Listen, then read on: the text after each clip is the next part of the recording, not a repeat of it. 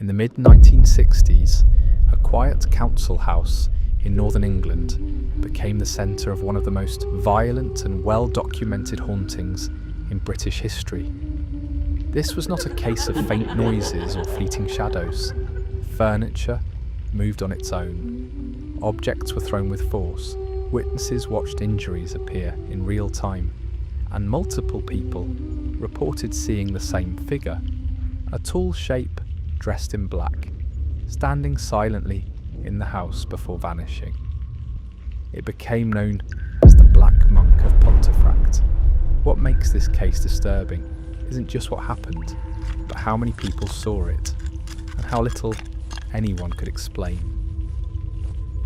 The story begins at number 30 East Drive, in the town of Pontefract, West Yorkshire. The house itself was ordinary, a modest, semi-detached council property. 2 floors, a small garden. Nothing about it suggested danger. The neighbourhood was quiet and working class. Families lived normal lives. Children played in the street. There was no known history of tragedy tied to the house itself, at least none that anyone could prove. In August 1966, Jean Pritchard moved into number 30 with her children. Among them was her teenage daughter Diane, who would later become central to the case. At first, nothing seemed unusual. The family unpacked. They settled into their routines. The house felt like any other, but within weeks, strange things began to happen. The early activity was subtle, easy to dismiss. Beds vibrated at night. Light bulbs flickered. Cold drafts filled sealed rooms. At first, John assumed it was the house settling. Old wiring, poor insulation, but the disturbances didn't stop. They escalated. Soon the activity became impossible to ignore. Furniture shifted on its own. Chairs scraped across the floor without being touched. Pillows were thrown across bedrooms. Heavy items moved with force.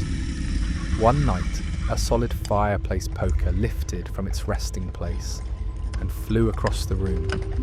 This was no gentle nudge. It struck with enough power to frighten everyone present. The family was terrified, and the house seemed to be responding directly to them. As the weeks passed, one detail became impossible to ignore. The disturbances centred around Diane. When she entered a room, the activity increased. When she slept, the house reacted. She was pushed, pulled, dragged from her bed. Witnesses watched as scratches appeared on her skin, thin red marks forming before their eyes. No one was touching her. This wasn't imagined. People were watching it happen. Eventually, Jean did what any frightened parent would do. She called the police. Officers arrived expecting a hoax or a domestic issue. They left shaken. Police witnessed furniture moving, objects thrown without explanation, unnatural noises echoing through empty rooms. These were not believers in the paranormal. They were trained observers, and they documented what they saw. The case was no longer confined to the family. Word spread. Soon neighbours, journalists and investigators began visiting number 30. Some came sceptical, some came curious, many left disturbed. Dozens of witnesses reported seeing the same events, objects moving without contact, furniture overturning violent physical interactions. And then, people began reporting something worse. Multiple witnesses described seeing a figure inside the house. It appeared most often at the foot of the staircase at the end of the hallway, standing silently in doorways. The figure was tall, human-shaped, dressed in what looked like a long black robe. Its face was never clear. It never spoke.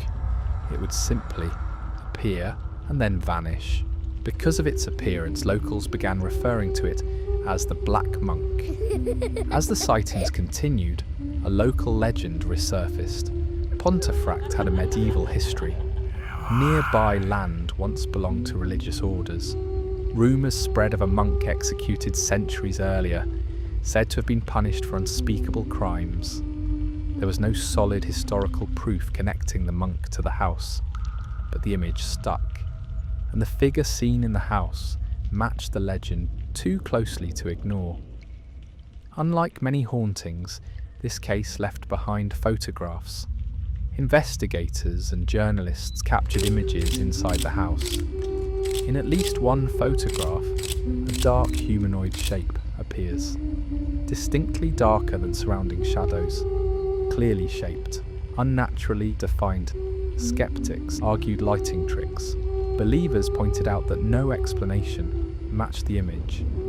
The photo remains one of the most controversial pieces of evidence tied to the case. What truly separated the Black Monk case from others was its aggression. This was not a passive haunting. People were hurt, furniture was weaponized, objects struck walls with force, Diane was physically attacked, witnesses saw bruises form, marks appear, pain inflicted without a visible source. This level of violence is rare in haunting cases, and it terrified everyone involved. Eventually, the Pritchard family moved out. They hoped distance would end the nightmare. It didn't. Reports suggest disturbances followed them to new locations. The activity lessened over time, but it did not stop immediately. This suggested something important. The phenomenon was not tied only to the house. It was attached to the family, or possibly to Diane herself. Number 30 East Drive still stands today. Its reputation, however, never faded. Visitors report sudden cold spots, feelings of being watched, overwhelming dread. Some refuse to stay inside. Others claim the house is quiet now, as if whatever was there is dormant, waiting. To this day, no explanation satisfies everyone. Was it a violent poltergeist manifestation, a psychological phenomenon, a residual haunting tied to history, or something else entirely? The Black Monk never explained itself. It never spoke. It simply acted. The Black Monk of Pontefract remains one of Britain's most disturbing cases because it involved dozens of witnesses. It included police testimony. It left behind photographic evidence.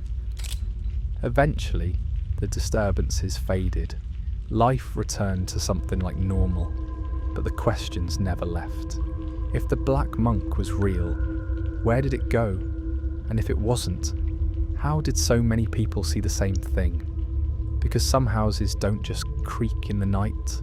Some houses fight back. Would you have stayed inside that house? And do you believe the Black Monk was a ghost?